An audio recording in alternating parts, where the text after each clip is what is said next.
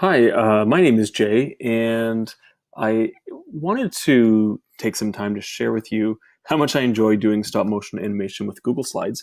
And you can see here on my screen, actually, for the Google Innovator Project, that's what Crowdsourcing Promising Practices, where it started from. My application video to Google for Innovator Academy actually was with a stop motion animation video.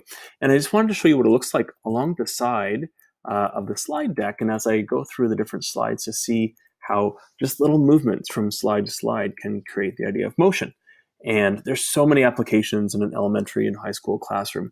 I just wanted to share with you some of the simple tips and tricks and show you a couple different ideas of how it can be used effectively. But I'm going to go to present actually and just click you through what my original slideshow was. Believe it or not, it's about 250 different slides. And as I click one by one, you'll see I have an image with some transparency. I'm playing with the image feature here. It's less transparent, it's more clear. And then fading in a separate image over top. So I did some playing with that. You see I've inserted a speech bubble as well.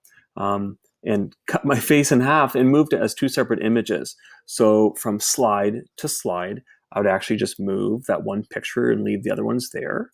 And, just for that kind of a goofy way to look like I'm talking there. These are all just text boxes I put in. And as I animate, they start to move around. I changed the background image, put a calendar, and just slide by slide added extra images over top. Some stars, some lines, things like that. So as I keep going, I'm shrinking a yellow rectangle right now until it's gone. And you see I have another background I've selected to have. So I have all these little images. I've just inserted images, found them, and shared them. And I've inserted them in different ways. If you move them little by little, each slide, you get this sort of animation effect happening. So I had a lot of fun putting this video together. And this looks maybe a little bit more complicated than where we're starting with our students, but just give you an idea of what we can do here. Stretching shapes, using speech bubbles to share our thinking. Just wondering, how can you share math thinking this way? How can you share literacy? How can you amplify poetry and writing and narratives and those sorts of things? So my video ends where it began. But I talk about, crowdsourcing ideas from people like you and adding to this YouTube channel where you're seeing this video right now. So I'm going to escape from that, and you'll see on the slide sorter, one by one, you kind of see how I worked away at that.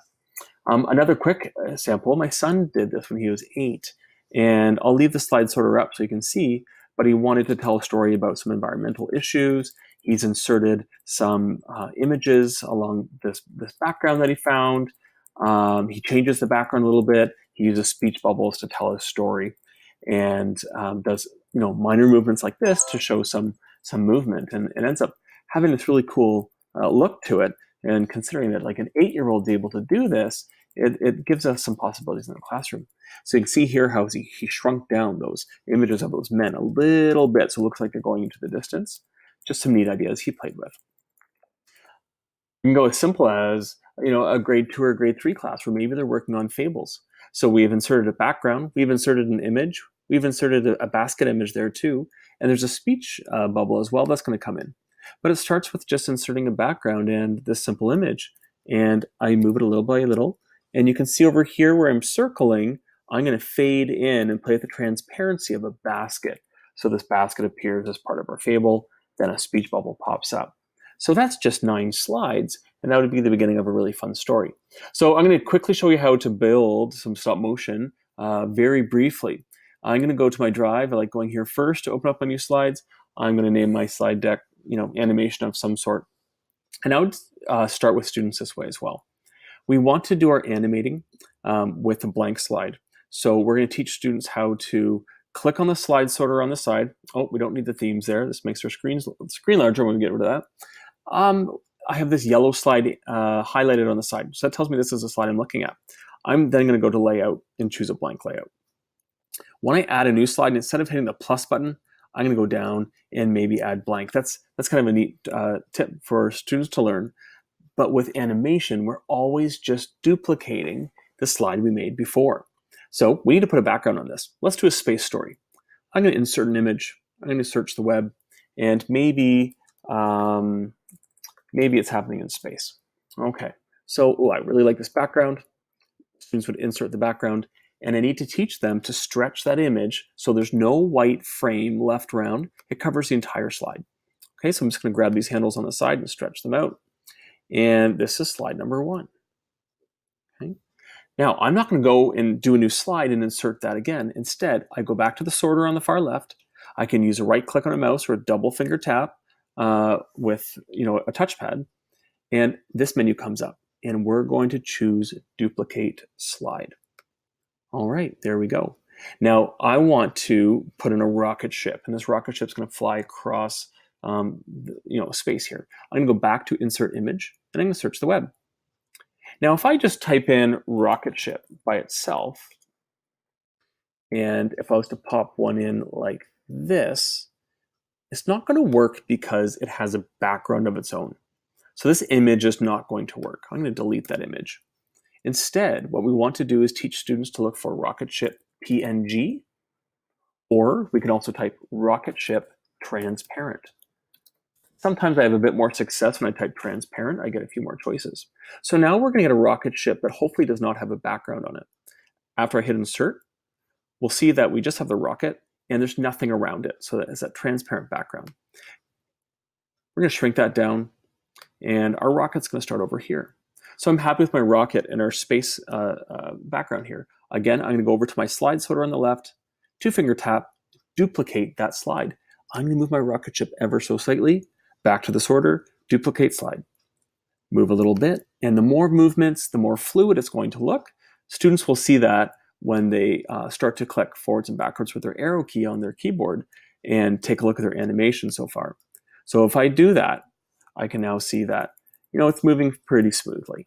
All right. If students are dragging those images really far across the screen, it'll look really kind of herky-jerky. It doesn't look so great. So we talked about making it look really professional. So something I also tell my students is maybe as it's going the distance, it's shrinking just a little bit. So duplicate slide, move the rocket, shrink down a little bit, duplicate slide, etc. Okay, so we want to give the idea that there's some motion happening here.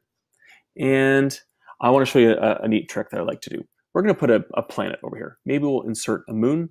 I'm going to go back to search the web. I'm going to look up transparent moon this time. And this one looks good. Insert. And a real cool trick. Oh, they made that really large. Grab that handle and shrink that down. I'm going to reposition that where I want it to be. And always good to tell students that whatever has a blue box around it, that's what your format options are going to be affecting. So I want to do something with the moon. I now have it highlighted with that blue box. I can go to Format Options, and I'm going to go to Adjustments and play with the transparency. I want this moon to kind of come out of nowhere. You can sort of see a shadow of it right there. I'm going to duplicate that slide, and little bit by little bit, I'm going to decrease the transparency. So again, I click on that image. I'm going to make it more apparent. I'm going to duplicate that. Okay.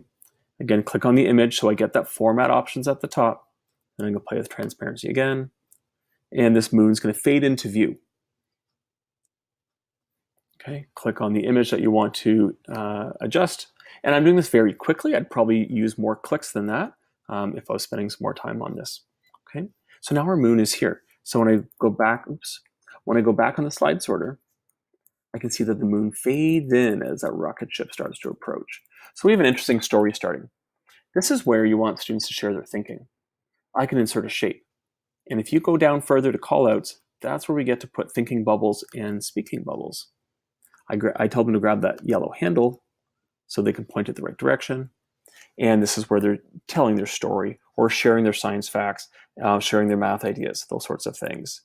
And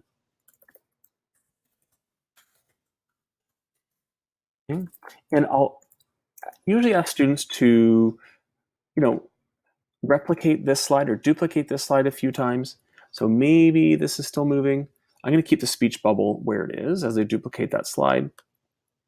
And when they're clicking through with their final product, I often have used Screencastify so kids can turn it into videos.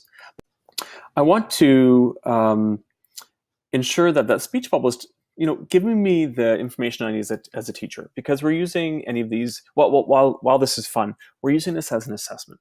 So, our friends have a rubrics in front of them. They're making sure they're sharing the information they need to. If it's a writing task, of course, they have all the conventions that we're looking for with a specific format that they're focusing on.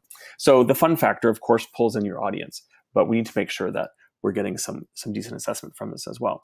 So now that I have this speech bubble, it's been up for 3 or 4 slides. When I duplicate this slide again, I'm simply going to click on that speech bubble and delete it, and that rocket's still zooming, and continue there. And maybe, a little bit later, something pops up from the moon, has a speech bubble. Or another thing you can do is go up to insert shape, and maybe, like a graphic novel, you're going to pop in a rectangle along the bottom. And maybe I'm making this like white, and I might have this in for 3 or 4 slides, and I'm going to choose a real cool font. Meanwhile, on Planet Zulu, and it just gives kids more options in terms of where they can put their writing and share their thinking. Okay, so I'm going to go back to the beginning now.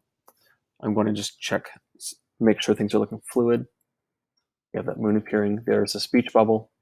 Okay, and there's our text box that's popping up. So in a nutshell, you can kind of see all the big things that you need to do just to have something that looks so, it's visually engaging. And I mean, we're only 17 slides in. And you'll see when you give your students an opportunity to play with it, how creative they get and how they can just, go to the next slide, duplicate it, and change the background, right? So maybe I'm putting in a different background. So now we're in a different setting. I can take those images out, delete them all, and continue the story and build that thinking. So hopefully that's helpful. This is just a starter's guide, a couple tricks. I like doing that transparency piece and showing that movement, and of course using text boxes to share thinking. I've done this down to the grade 3 level, and we've had a lot of fun. So hope that was helpful, and we'll talk to you again.